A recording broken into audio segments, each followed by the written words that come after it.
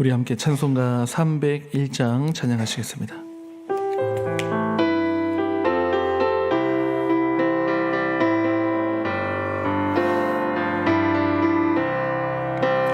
지금까지 지내온 것 주의 크신 은혜라 한이 없는 주의 사랑 어찌 위로말하랴 자나깨나 주의 손이 펴주시고 모든 일을 주 안에서 형통하게 하시네. 몸도 마음도 연약하나 새 힘 받아 살았네. 뜻이 부으시는 주의 족하다.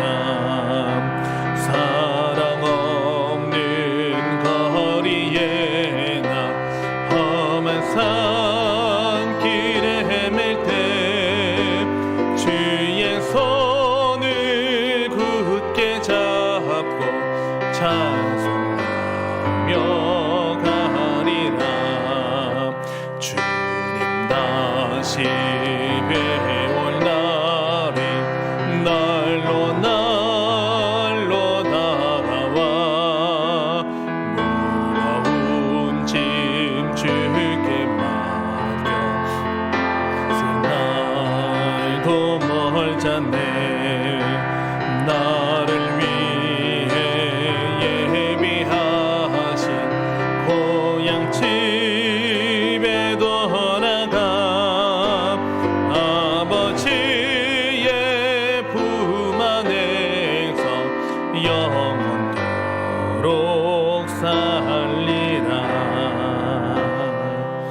아멘. 하나님의 말씀은 로마서 7장 1절부터 6절까지의 말씀입니다.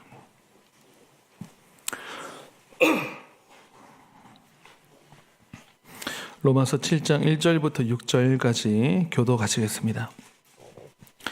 형제들아, 내가 법 아는 자들에게 말하노니 너희는 그 법이 사람이 살 동안만 그를 주관하는 줄 알지 못하느냐. 남편에 있는 여인이 그 남편 생전에는 법으로 그에게 매인 바 되나 만일 그 남편이 죽으면 남편의 법에서 벗어나느니라. 그러므로 만일 그 남편 생전에 다른 남자에게 가면 음녀라. 그러나 만일 남편이 죽으면 그 법에서 자유롭게 되나니 다른 남자에게 갈지라도 음녀가 되지 아니하느니라. 그러므로 내 형제들아, 율법에 대하여 죽임을 당하였으니 이는 다르니 곧 죽은 자 가운데서 살아나신 이에게 가서 우리가 하나님을 위하여 열매를 맺게 하려 함이라.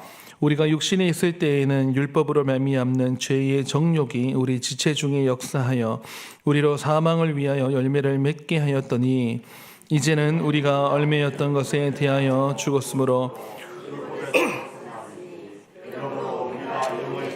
것으로 섬길 것이요 율법 조문에 묵은 것으로 아니하였지니라. 아멘. 그리스도와 결혼하다라는 제목으로 말씀 전하겠습니다. 여러분, 우리의 신앙 생활이라고 하는 것에는 기쁨이 있어야 됩니다. 그러려고 한다면 문자에 얽매인다든지 또는 형식에 빠져서 형식에 치우쳐서 하게 되면은 그 다음부터는 이제 억지가 됩니다. 억지로 하게 되는 신앙생활. 그렇게 된다면 신앙생활에 즐거움이 없습니다.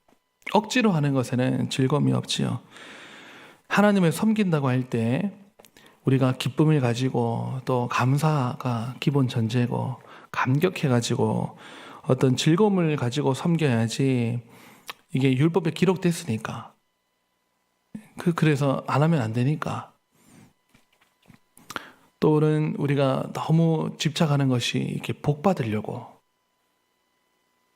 여러분, 복은 물론 만복의 근원이신 하나님을 가까이 하면 하나님께서는 선하고 좋은 게 나와요.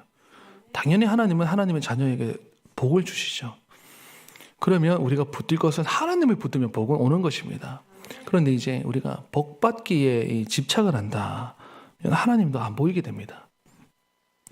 또는 저주를 받을까봐 내가 죽을 것 같으니까 내가 뭐 법을 지킨다, 신앙생활을 한다.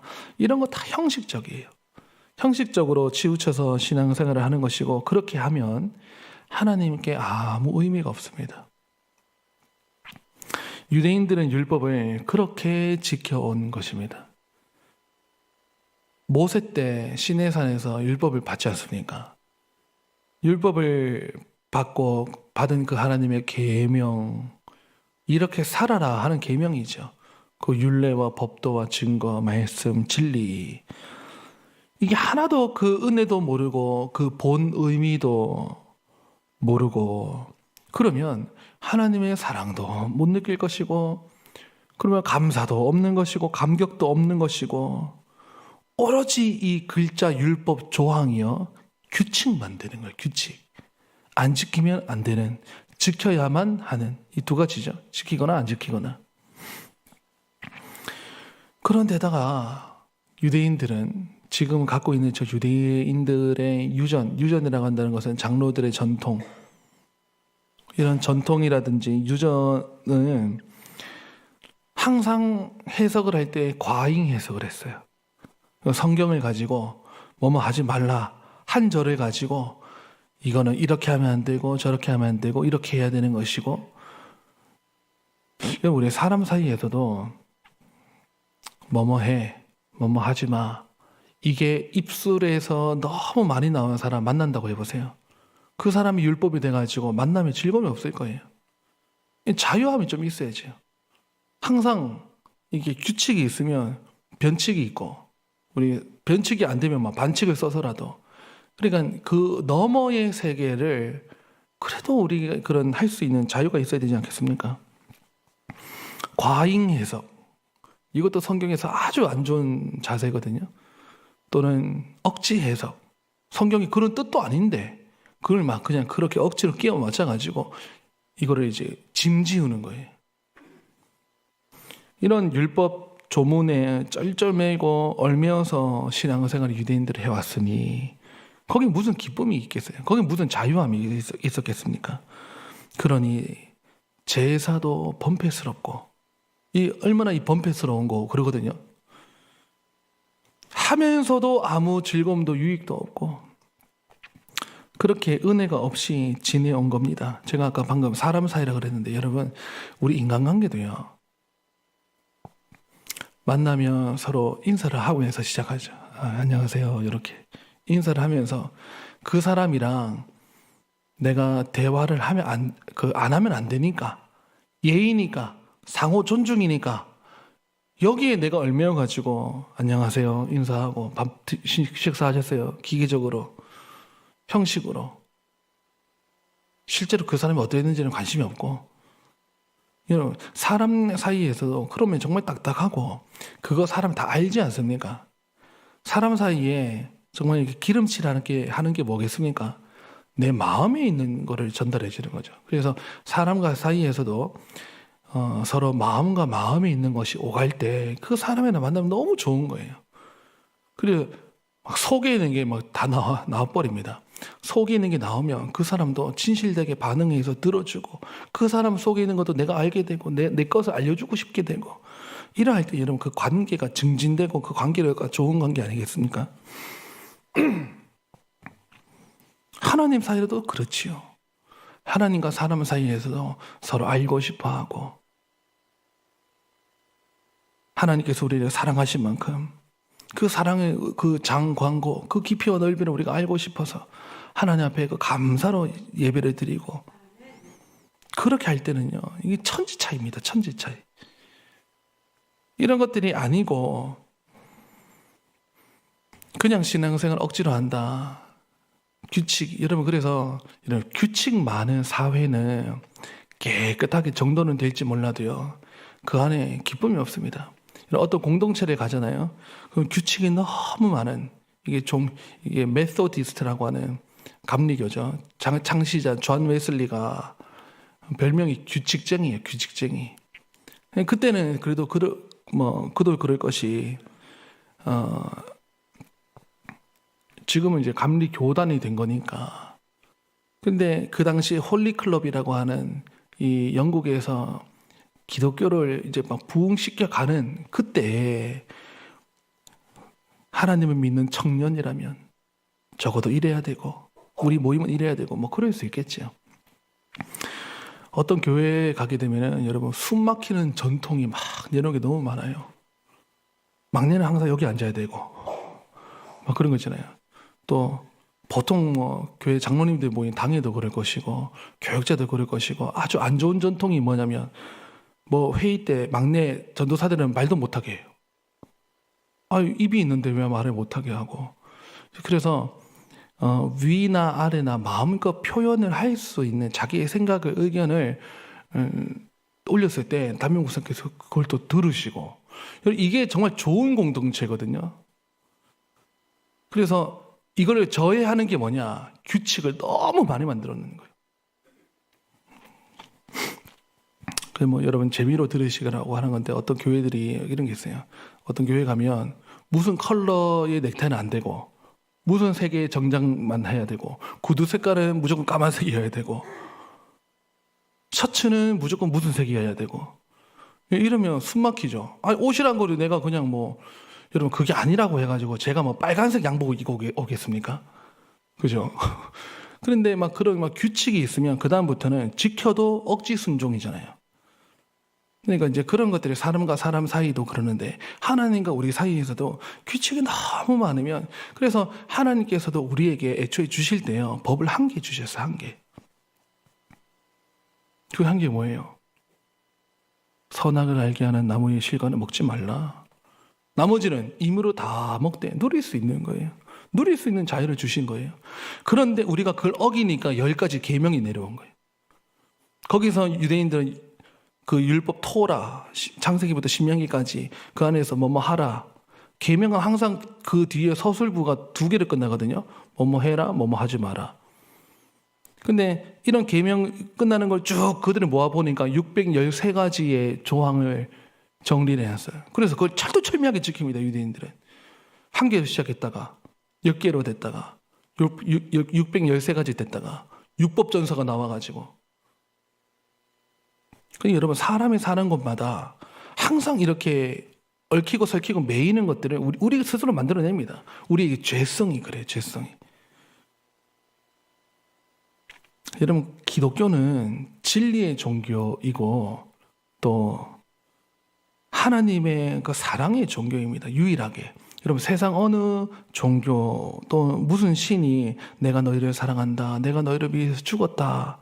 하는 종교와 그 신이 어디 있겠습니까? 하나님밖에 없어요. 그것이 기록된 그리고 성경 이 진리밖에 없습니다. 십자가의 독생자 아들을 내어주시기까지 한 신이 인간을 위해서 죽었다. 이런 종교가 어디 있겠습니까? 그러니 여러분 우리의 신앙생활, 믿음 생활 해나간다고 할 때 그 근간은 은혜와 감격이에요. 출발이. 그리고 은혜와 감격을 받으면 그 뒤에 억지가 나오는 게 아니고요. 자원과 자발적 순종. 이게 교회의 기본, 이게 모토죠. 우리 정신이. 여러분 예를 들면 내가 너무 아끼는 게 지금 이를 반대했어요. 예를 들면 내가 가진 거 없는데 이거 하나 집이 있는데 이 집마저 경매로 넘어가게 되는 위기에 처했다. 뭘 주고서라도 이걸 지켜내야 된다고 한다면 집에 있는 뭐 것들을 팔아서라도 이걸 지키지 않겠어요? 그러니까 가장 귀하다고 여기는 것이 잃게 되는 위기에 처했다면 다른 것들을 팔아서 그보다 덜한 가치를 팔아서 지키려고 하잖아요. 이건 이해되시죠? 그러니 우리도 사람도 뭘 더 중차대한 거를 지키려고 하면은 보다 덜한 것들을 팔아서라도 이걸 어떻게든 지켜내는 것인데 하나님이요.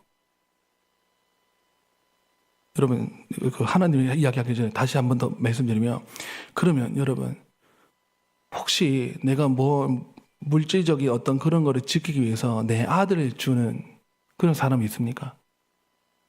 없지요. 왜 없지요? 아들이 가장 귀하니까. 내 딸내미가 가장 귀하니까 어떻게 자녀를 두고 무엇을 지켜내는 게 어디 있겠습니까? 그러니까 그런 논리로 여러분, 하나님이 우리를 얼마나 사랑하시는지, 하나님의 자기 아들을 줬다는 말은, 죽음에 처하게 내버려뒀다는 말은 그로 인해서 산바된 우리를 얼마나 사랑하신다는 거예요. 하나님의 아들을 버리시기까지 하면서 하나님이 우리를 얻으신 거예요. 하나님이 천사들 보고 돌아오라 돌아오라 천사야 돌아오라 그러지 않습니다. 항상 사람 보고. 하나님이 제일 좋아하시는 게 사람이에요. 그 우리도 이제 그 하나님의 사랑의 마음을 알면은 하나님 앞에 사랑의 행동으로 나가야 돼요. 사랑의 마음으로 해야 그게 여러분 기독교의 본 정신이고 율법의 본 뜻이고 신앙생활의 기본 자세가 되겠지요. 그래서 여러분, 이 모든 것들은 우리가 예수님을 만나고 그분과 결혼한 사람만이 누릴 수 있는 은혜라는 거예요. 예수님과 결혼하다. 그게 아니라면 아직도 우리가 교회에 나온들, 유대인들의 회당에 들어갔다 나온들, 율법 아래에 있는 것이고 죄의 정욕이 아직도 사로잡혀 있는 그런 사람들이라는 것이죠. 저는 바라기로는요, 우리 감정교회 이 새벽에 나오신 여러분들이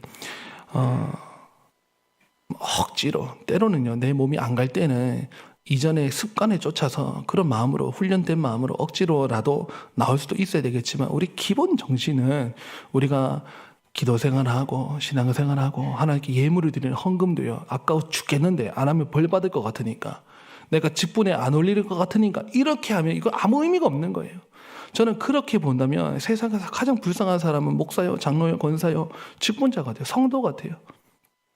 억지로 신앙생활 보여야 하니까. 그게 아니고 하나님 앞에 예물을 드려도 하나님께 감사해가지고, 이게 하나님께서 내게 먹을 것, 마실 것, 입을 것, 타고 있는 것, 이거 다 주셨는데 하나님 10의 9를 나 쓰게 하고 10의 1을 하나님께 돌려드립니다 하는 표현으로 11조가 아깝지가 않아요. 감사, 이거 다 내 것이 아닌데 하는 마음이라면, 내가 어떤 존재인지를 안다면 하나님께 기꺼이 드릴 수 있는 거죠. 지금 바울은 하나님과 이런 우리 사이, 또 하나님이 아니고 예수 그리스도의 은혜를 받지 않고 있었다면 그 율법 아래에서 우리 관계, 이런 모습을 혼인관계를 통해 하나의 비유로 알려주는데, 가령 여러분, 한 여자가 결혼을 해서 남편과 부부가 됐습니다. 부부가 되면 부부로서 서로, 남편은 남편된 위치로, 아내는 아내로서의 위치에서 서로 정절을 다하고 지켜야 될 의무가 있죠. 그때 다른 남자 만나거나 다른 여자 만나면 그건 불법이, 합법이 아니에요. 그러다가 언제 그 부부의 구속력이 풀리느냐, 한쪽이 죽거나 둘 다 죽거나. 사람이요, 언제나 법은 사람이 살도 육신을 입고 있는 동안에만 효력이 있는 것, 이거 상식적인 것이지요. 그 남편이 만약에 죽었다 하면, 내가 이제 이 여자가 남편이 죽었으니 이제는 다른 남자에게 시집을 가도 우린 그걸 재혼이라고 그러죠. 우리 사회에서도 그걸 재혼을 하지 않습니까? 할 수 있는 거죠. 그때는 음녀라고 할 수가 없는 것입니다. 어떤 더 이상 그 여자를 허물지 못하는 것입니다. 모든 법이란 게 그렇습니다. 사람이 죽으면 그 후에는 적용이 안 되는 것입니다. 그런 상식. 그 바울이 이런 상식적인 논리로 설득력을 얻어놓고는, 요지는 4절부터인데, 우리가 예수님이 오셔서 우리를 위해서 오시고 사시고 죽으시고 부활하시고 승천하시고 그래서 이루어 주신 그 은혜는요, 죄와 사망의 줄을 다 끊어버리신 그 일을 하셨어요. 이게 우리 인류에게 단 한 가지 큰 일을 한다면 이게 가장 큰 일이죠. 인간이 죄에 빠졌다. 이거는 어떻게 할 수가 없는, 죽어도 그 사람이 죽는 거지 죄는 안 죽어요. 이거 인간이 죄에 빠졌다는 것은 죄와 결별이 안 돼요. 죄와 이혼이 안 돼요. 근데 어떻게 가능했느냐? 예수님이 오셔가지고 그 모든 죄의 삭은 사망이라 그랬거든요. 그러니까 죽어도 내가 죽어야 되는데, 죄의 삭은 사망인 건데 예수님이 그 모든 죄의 짐을 자기에게로 씌우시고는 예수님이 그 죄를 짊어지셔가지고 죽으시면서 죄와 사망의 이 사슬을, 죄의 사슬을 다 끊어버리신 거예요. 그래서 이전 남편은 율법인 것이고 죄의 정욕인 것이고, 이전에 나는 죽었고 내가 이제 다른 남편에게로 시집을 갔는데 그 남편은 너무 완벽한 남자라고 하긴 그렇고 남편에게 간 거예요. 거기 예수 그리스도에게로 간 거예요. 그러면 내가 새 남편에게로, 그래서 정말 내가 사랑하는 남자를 이제서야 만나는데 이전에 있었던 남자와의 막 기념을 아직도 지키고 그러면 그게 되겠습니까? 말도 되지도 않는 거죠. 그래서 이제 우리가 여러분 예수님 안에 들어가게 되면은, 예수님을 만나게 되면은 참된 자유가 그 속에 어마어마하게 있는 거예요. 왜냐면 아까 말씀드린 대로 원래 우리가 죽어야 되는 존재인데 죄의 삭은 사망이니까, 그러면 우리가 이 땅에 살다가 언젠가 죽게 되는 거는 완전한 죽음이 아니고 그건 육신의 죽음이고 그것도 죽음의 한 종류고 영원한 죽음이라는 게 있어요. 이게 제일 무서운 거예요. 영원한 죽음이에요. 왜냐하면 육신의 죽음은 성도도 나중에 당할 거예요. 그러나 두렵지 않은 것은 영원한 죽음을 피한 것이기 때문에, 이 영원한 죽음이라고 하는 것이 있는데 예수님께서 이거를 다 씻어내시고 우리에게 정죄가 없게 하신 거예요. 정죄. 여러분, 마귀가 뜻이, 사단이라고 하는 뜻이 참소하는 자, 더러운 사단 마귀의 이름이 참소하는 자, 저거 잘못했는데 죄를 지적하는 거예요. 다시 말하면 하나님 앞에서 자기가 죽어가면서까지 이 사람은 저거 잘못했는데 죄를 막 드러내고 하는 것인데, 이게 정죄죠. 저 사람 저거 잘못했는데 이 죄도 범했는데 이것도 범했는데요. 그런데 예수님께서 십자가에서 우리 모든 정죄를 다 우리가 나중에 받을 정죄를요 다 없애신 거. 십자가로 도말해서 없애버려가지고 저 깊은 바다로 던져가지고 동이 서에서 먼 것과 같이 완전히 없애버리신 거예요. 그러니 나중에 사단 마귀가 딱 우리를 정죄해야 되는데 정죄해야 할 화살이 없는 거예요. 완전히 우리는 자유해지는 거죠.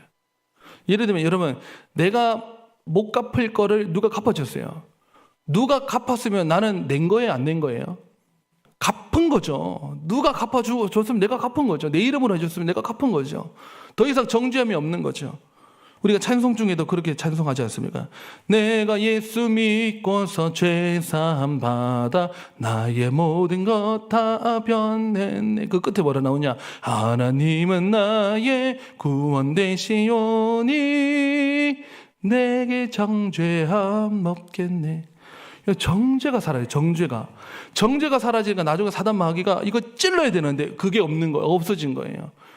그러니 이제 저와 여러분의 앞으로 우리의 삶에요, 왜 감사하냐?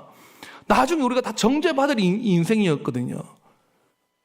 그런데 이제 우리에게 정죄가 없고 과거로 현재도 미래의 모든 정죄를, 죄의 구속을 다 없애버리신 거예요. 예수님께로 다 그냥 가져가시고. 그래서 여러분, 우리가 이러한 예수님의 그 사랑 속에 들어가게 되면은 이 성경이 글자 규칙이 아니에요. 우리가 그 예수님의 그 은혜를 받아버리면 이제 신앙생활이라고 한다는 것은 이전에 내가 했던 것과는 너무 다른 거예요. 이제는 억지로 하고 막 미간에 여기 사람 인자가 막 쓰여져가지고 인상 쓰고 교회 오고 막 억지로 주일도요. 아이고, 7일에 왜 이렇게 자주 오는지 막 새벽기도 누가 만들었노? 그래도 나오는 게 좋긴 한데 그렇게 이왕 나올 거요. 우리가 예수님께서 우리를 위해서 이루어 주신 그 사랑과 은혜를 우리가 가만히 보면요, 이게 감사 덩어리 우리 살아가는 게요. 우리가 추수감사주일, 우린 인간의 죄성이 그래요. 추수감사주일 현수막 붙은 그 주일에만 감사 찬양하고 하고는 그 월요일부터는요 또 지나간 거예요. 이듬해 추수감사절 올 때까지 또. 비록 이런 죄성이 있지만 여러분, 우리가 이런 예수님께서 우리의 죄를 완전히 사라지게 한 게 아니에요. 뭘 없애셨다고요? 죄의 정죄. 그래서 저와 여러분이 이제는 우리가 신앙생활을 할 때요, 우리가 글자에 매여서 형식주의, 율법주의에 얽매여서 하는 게 아니고 이제 우리가 감사해가지고 그러고 놓고 보니까 하나님께서 우리에게 주신 계명 1계명부터 10계명만 봐도요, 뭐뭐 하라, 뭐뭐 하지 마라. 우리 사람은요 딱 반발하는 심리가 있어가지고 하나님의 법이라 하더라도 율법이 탁 오면은 그 반발하는 심리가 있어서 싫어하거든요. 해도 억지고 안 하면 불순종이 되잖아요. 그러니까 기분이 안 좋은 거예요.